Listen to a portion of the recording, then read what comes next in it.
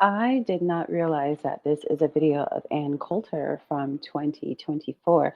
I do not remember Ann Coulter as such a sober-minded woman. I remember her as a person who had very incendiary speaking points. But I'm gonna go on ahead and let her cook. Go on ahead and like the video. And by the way, thank you for 10,000 subscribers. We just made it over the hump. We are about 30 subscribers over. So I want to thank you. Uh, thank you for that. Please, by all means, please continue to subscribe, like, subscribe, let me know what you want to see. And some of you have made corrections, and y'all know I'm listening to you. You're like, hey, don't interrupt the video. Let the video play through before you get your commentary, girl. If you want to do this, do it like this. And I'm like, okay, family, like I'm not resistant to constructive criticism. I'd be listening, I'd be adjusting. You're like, hey, your little video's too small. I can't see what's up there. And I'm like, all right, I'm adjusting the size so y'all can see a little better. You hear that cough? That's a lot better than the last few, right? Slowly but surely, I'm healing. Please like the video. Even if she had always claimed to be an American Black, it's simply factual that she is not a foundational Black American. And again, that is why America has all of these provisions like affirmative action and set-asides and civil rights laws. It is because of the shame and guilt about slavery and Jim Crow, both little democratic enterprises, by the way. So it all has to be spent on Black Americans, not on any loser with a grievance from around the world. And that's what it's become.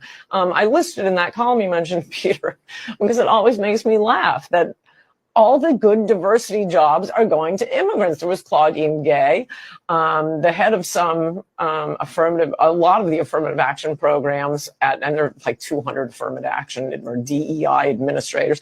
They're Indians, a lot of Indians.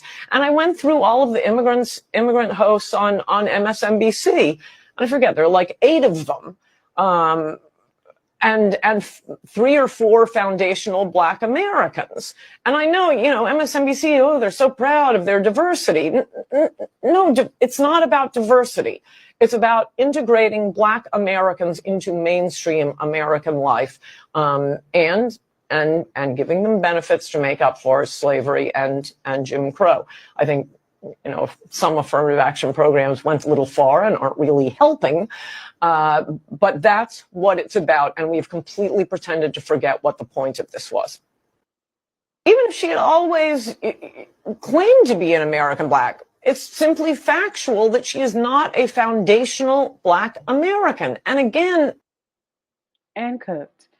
And I believe, I'm not sure if she's talking about Joy Reid, but Joy Reid is a brilliant woman, a beautiful woman in her integrity, but she definitely co opts the story and the legacy of foundational Black Americans. She talks about our ancestors and what our ancestors went through in this country and our people. And I'm like, who is we?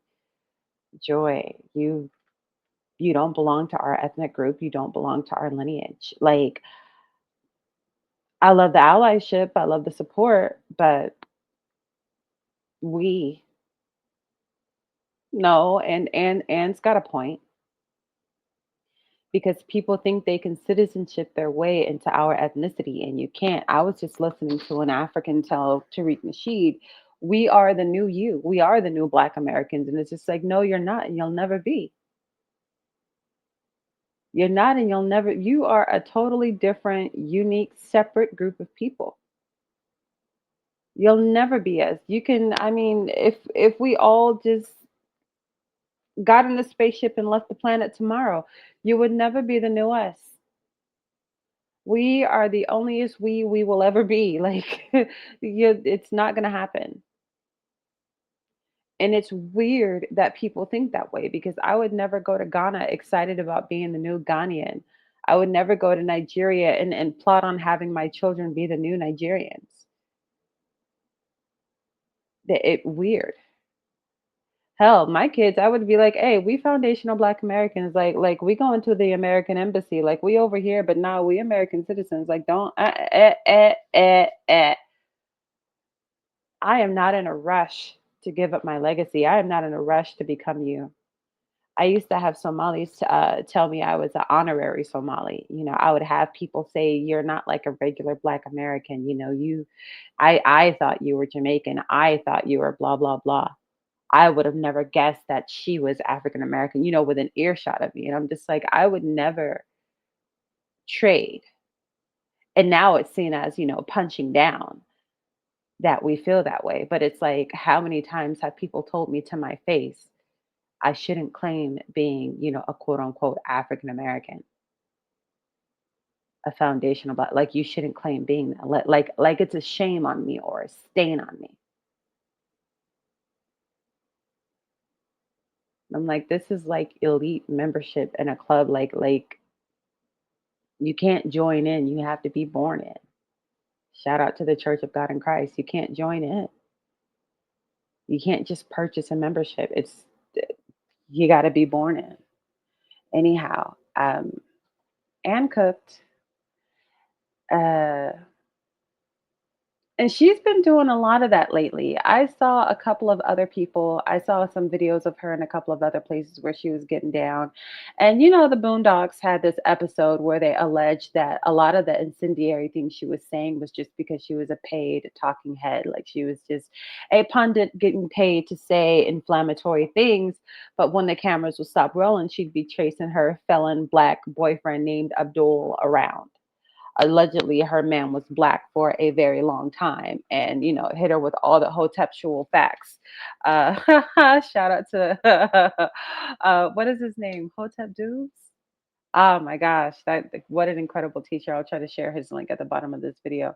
But yeah, I hit her with all the hoteptual facts, and she gets down like that because she got it from the horse's mouth. So anyhow, that's it. Ain't got no more. Let me know what you think in the comment section below, because I do believe she is talking about Joy and Reed. Okay.